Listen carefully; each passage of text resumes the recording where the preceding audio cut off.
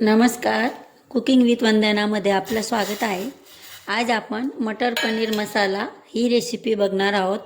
तर त्यासाठी मी सर्वात आधी एक पातेलीमध्ये पाणी घेतलेलं आहे आणि त्या पाणीमध्ये एक मोठा आकाराचा कांदा कट करून घातलेला आहे आणि त्यात काही काजू घातलेले आहेत. त्यांना आपण व्यवस्थितशीर शिजवून घेणार आहोत.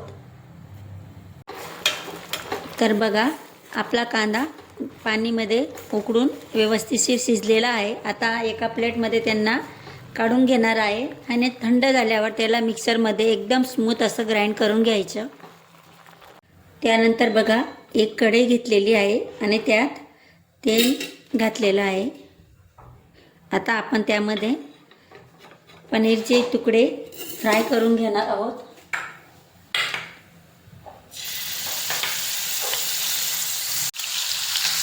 तर बघा, आपले पनीर छान असे गोल्डन होईपर्यंत फ्राय करून घेतलेले आहेत. आता त्याच कढईमध्ये आपण शिमला मिरची थोडीशी फ्राय करून घेणार आहोत.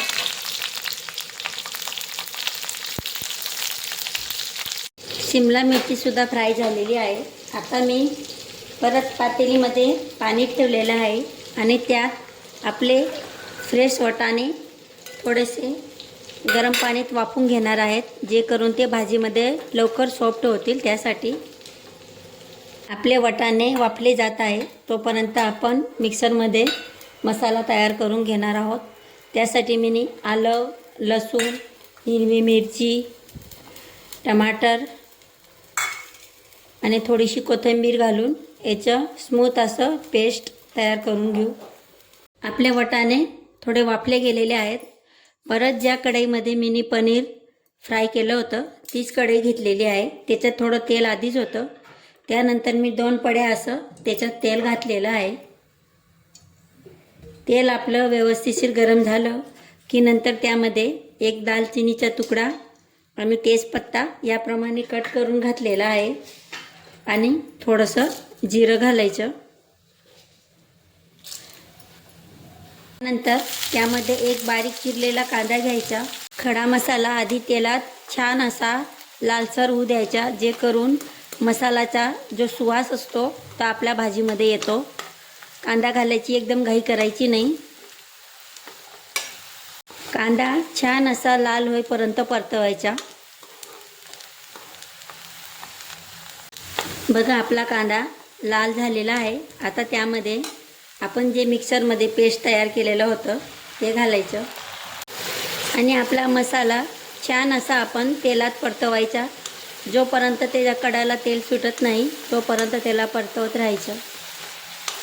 आता त्यामध्ये सुके मसाले घालायचे, ज्यात मी हळद पावडर घातलेला आहे, धना पावडर,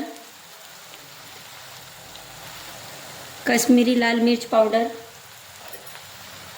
आणि आपण नेहमी जे वापरत असतो ते लाल मिर्च पावडर आणि पनीर मसाला. त्यालासुद्धा तेलात व्यवस्थितशीर परतवायचा. त्याला परतवत असताना तर त्यात थोडंसं पाणी घालायचं आणि परत तो मसाला परतवायचा. मसाला छान असा परतवला गेला की नंतर त्यामध्ये आपण जे वाफून ठेवलेले वाटाणे होते, पण हे फ्रेशच वाटाणे आहेत, त्यांना मी थोडंसंच गरम पाणीमध्ये वाफलेले आहेत, ते घालायचे. त्यानंतर त्यात चवीप्रमाणे मीठ घालायचं. आपलं पूर्ण भाजीचं अंदाजाचं मीठ आताच घालून द्यायचं आणि आता त्यात तुम्हाला जितपत घट्ट किंवा पातळ ग्रेव्ही लागत असेल तेवढं पाणी घालायचं. पण आता थोडं पाणी जास्तीचंच घालायचं, कारण आपण अजून जे काजू आणि कांदे वाफवून घेतलेले आहेत त्यांना पेस्ट करून घालणार आहोत. ते घातल्यावर आपली भाजी अजून घट्ट होईल. त्यासाठी आताच थोडं जास्तीचं पाणी घाला. त्यानंतर बघा, जी शिमला मिरची आपण तळून ठेवलेली होती ती घालायची आणि आपली भाजीला उकड आलेली आहे तर आपण जे कांदे आणि काजू बॉईल करून त्याचं पेस्ट तयार केलेलं आहे ते घालायचं आणि त्याला व्यवस्थित एकजीव करून घ्यायचं. बघा, आपली भाजीचा रंग किती छान असा दिसत आहे. त्यानंतर आता भाजीमध्ये आपण फ्राय करून ठेवलेले पनीर घालायचे. त्यात थोडीशी भाजून ठेवलेली कसुरी मेथी घालायची आणि घरातली फ्रेश क्रीम असते ती घालायची. क्रीम घातली की आपली भाजीचा रंग एकदम छान दिसतो. बिलकुल आपली भाजीला रेस्टॉरंटची भाजीचा लूक येतो आणि टेस्टमध्ये बी एकदम टेस्टी बनते. तर बघा आपली भाजी पूर्णपणे बनून तयार झालेली आहे. तुम्हाला हवं असलं तर तुम्ही अजून घट्ट करू शकतात. आता त्यामध्ये थोडीशी अशी कोथिंबीर घालायची. तर बघा तयार आहे आपली मटर पनीर शाही रेसिपी. तर तुम्हाला हा व्हिडिओ कसा वाटला मला कमेंटमध्ये नक्की कळवा.